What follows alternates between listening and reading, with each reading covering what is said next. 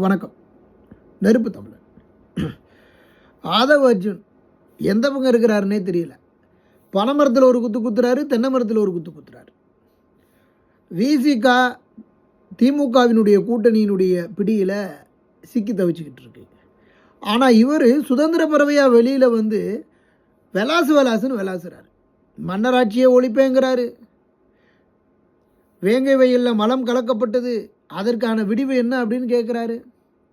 திரைத்துறையிலையும் தாங்க தான் படத்தை வெளியிடுவோம், தாங்க தான் திரையிலையும் ஒரு மன்னர் குடும்பம் தான் ஆண்டுக்கிட்டு இருக்கு அப்படின்னு சொல்லி திமுகவை வெலாசுன்னு விளாசி எடுக்கிறாப்புல. ஆனால் இவர் எங்கே இருக்கிறாருன்னா, இவர் விடுதலை சிறுத்தைகள் கட்சியினுடைய துணை பொதுச் செயலாளராக இருக்கிறாரு.